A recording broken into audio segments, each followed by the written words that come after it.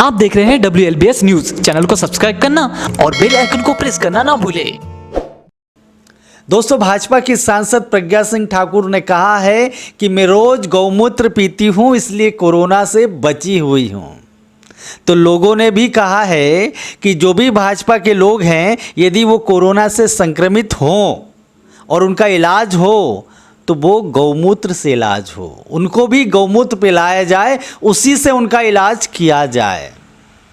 आज मैं इस प्रकार के बयानों की बात नहीं करूंगा जो बेसिर पैर के बयान हैं। और सबसे बड़ी बात यह है, देश की जो बागडोर है ना, इस प्रकार के नेताओं के हाथ में है। उत्तराखंड में भी एक नेताजी हैं, बहुत सारे ऐसे नेता हैं जिनके उटपटांग बयान आते रहते हैं। एक बाबा जी भी हैं जो कि आजकल उद्योगपति बन गए हैं, जिनका नाम सेठ रामदेव है या रामदेव बाबा है। हमारे डॉक्टरों को, जिससे हमारे देश के प्रधानमंत्री जिनके लिए ताली और थाली बजवा रहे थे, उन्हें ही गलत साबित कर दिए।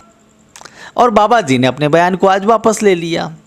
और बयान वापस ले लेना मतलब थूकना और चाटना, उसमें कोई अंतर नहीं है। जो चाहे वो मुंह से बोल दिए और फिर उसको, अब ज़्यादा चलिए, हम आज मैं इस पर चर्चा नहीं करने जा रहा हूँ। मैं चर्चा करने जा रहा हूँ रामराज में आरक्षण जो है सर के बल खड़ा हो गया। अब आप बोलेंगे कि रामराज कहाँ है? अरे वही उत्तर प्रदेश जहाँ योगी जी हैं। विषय पे सोशल मीडिया में काफ़ी बवाल मचा हुआ है। वो बवाल इसलिए मचा है कि आपने सुना होगा ना कि गरीबी आधार पर आरक्षण दिया जाए।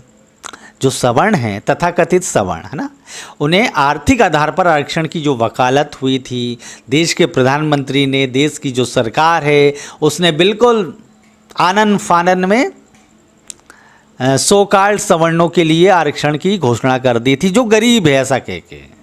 अब गरीबों को मिलना चाहिए। आप भी कहेंगे नहीं, आज जो बेचारे गरीब हैं, वो किसी भी जाति के हैं, उन्हें भी आरक्षण मिलना चाहिए। आप लोग भी इस प्रकार की बातें बहुत सारे लोग करते होंगे। अब गरीबों को मिलना चाहिए तो कौन से गरीब? उत्तर प्रदेश में जो बेसिक शिक्षा मंत्री हैं, नाम क्या है उनका? सतीश द्विवेदी। उनके जो भैया हैं ना, बड़े भैया, अब बड़े भैया की छोटे भैया उनसे ही पूछ लीजिएगा, लेकिन उनके भैया हैं, उनका नाम है अरुण द्विवेदी। उनकी नियुक्ति हुई है सिद्धार्थ विश्वविद्यालय में, और क्या बने हैं वो? Assistant professor. इस बात को लेकर बहुत ही बवाल मचा हुआ। बवाल इसलिए मचा हुआ है, वो प्रोफेसर बन जाए या कुलपति बन जाए, इस पर आपत्ति नहीं होना चाहिए। कोई मंत्री का अगर भाई है, अगर उसकी योग्यता के आधार पर वो कुलपति बने, प्रोफेसर बने, टीचर बने, चपरासी बने या कुछ भी काम करे, उसमें कोई हमें आपत्ति नहीं करना चाहिए। लेकिन आपत्ति क्यों हो रही है? आपत्ति उसी लिए हो रही है कि गरीबी के आधार पर उनका सिलेक्शन हुआ है। अब आप बताइए, इसका विरोध जो है ना, जो आर्थिक आधार पर आरक्षण मिलना चाहिए, आरक्षण खराब है, आरक्षण जो है अभिशाप है, और जिन लोगों के पेट में आरक्षण के कारण हमेशा मरोड़ उठती रही है, और जो आज आरक्षण लेकर काफ़ी खुश हो गए हैं गरीबी के आधार पर, वो आज इस मुद्दे पर चुप है। इसी मुद्दे को लेकर रिटायर्ड IAS सूर्य प्रताप सिंह ने ट्वीट किया है। मंत्री जी कह रहे हैं उनके भाई का चयन काबिलियत की वजह से हुआ, पर काबिलियत से EWS प्रमाण पत्र कैसे बनता है? ये यक्ष प्रश्न है। और वरिष्ठ पत्रकार प्रोफेसर दिलीप मंडल ने ट्वीट किया है, आओ स्टैंड अप कॉमेडियंस बनाओ चुटकुले। लघु कथा। एक गांव में एक गरीब ब्राह्मण रहता था। उसे लगता था कि गरीबों को आरक्षण मिलेगा तो उसके बेटे को नौकरी मिल जाएगी। फिर EWS आया। बेटे ने यूनिवर्सिटी में नौकरी के लिए आवेदन किया, लेकिन EWS की वह नौकरी एक अमीर ब्राह्मण ने ले ली। गरीब ब्राह्मण बोला, कोई बात नहीं, घी गिरा तो दाल में ही है, बाहर गिर जाता तो समस्या होती। इस प्रकार के ट्वीट और पोस्ट कर लोग सवाल उठा रहे हैं और काफ़ी गर्मा गर्म चर्चा कर रहे हैं इस मुद्दे पर।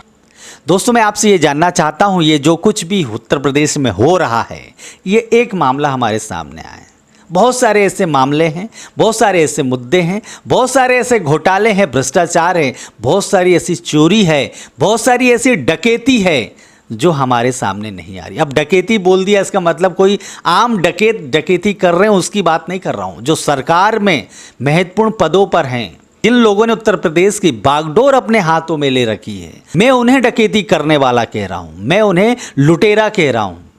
आप क्या कहना चाहते हैं? आपकी प्रतिक्रिया का कमेंट सेक्शन में मैं इंतज़ार करूंगा। अब बात करता हूं आईआईटी खड़गपुर की। अब आईआईटी खड़गपुर की वो बात करने नहीं जा रहा हूं जिसमें ऑनलाइन क्लास के माध्यम से एक सीमा सिंह नाम की असिस्टेंट प्रोफेसर ने SC ST OBC के जो आरक्षित श्रेणी के जो छात्र हैं उन्हें गरियाया था। मतलब गरियाया मतलब समझते हैं आप? गाली बका था। उस पर मैं बात नहीं करने जा रहा हूँ। वो मुद्दा तो ठंडा हो गया, ठंडे बस्ते में चला गया। हमको जितना बोलना था हमने बोल लिया। सैया भाई कोतवाल तो अब डर काहे का।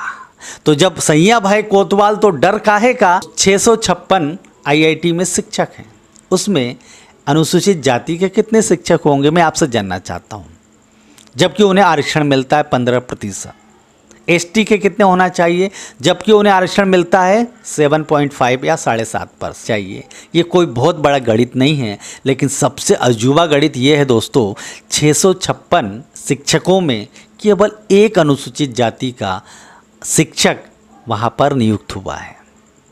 अनुसूचित जनजाति के 10 शिक्षक हैं। ये आंकड़ा मेरा नहीं है, ये आंकड़ा है RTI का एक डाटा है, उसका आंकड़ा मैं आपको बता रहा हूँ। अब आप मुझे बताइए, आरक्षण सर के बल खड़ा नहीं हुआ है तो क्या हुआ है? अब आप मुझे बताइए कि आरक्षण नाम की जो चिड़िया है या आरक्षण नाम पर जो बहस होती है या जो हमेशा विरोध होते रहता है, आरक्षण के कारण लोगों के पेट में जो मरोड़ उठते रहती है, जो आप लोग को हमेशा सोशल मीडिया में या अन्य माध्यमों से आपको सुनाई देती है, ऐसी तस्वीरें नज़र आती है कि लोग विरोध कर रहे हैं। अब आपसे मैं जानना चाहता हूँ कि 656 शिक्षकों में केवल एक अनुसूचित जाति का और 10 अनुसूचित जनजाति के, बाकी लोग किस श्रेणी के लोग हैं? तो फिर आरक्षण कहाँ गया? क्या आरक्षण की प्रक्रियाओं का पालन हुआ? अरे कहाँ पालन हो रहा? आरक्षण तो है ही नहीं वहाँ पर। मतलब आरक्षण खत्म हो गया है दोस्तों। लेकिन आपको लगता है कि आरक्षण है, तो आप इसी मुगालते में रहिए। IIT खड़गपुर में जो 656 शिक्षकों के जो आंकड़ा हमारे सामने आया है, उसको लेकर दिलीप मंडल ने ट्वीट किया है, यह भारत का सबसे बड़ा करप्शन केस है, हर IIT और यूनिवर्सिटी में चल रहा है। इसकी वजह से लाखों SC ST OBC की ज़िंदगी बर्बाद हो रही है।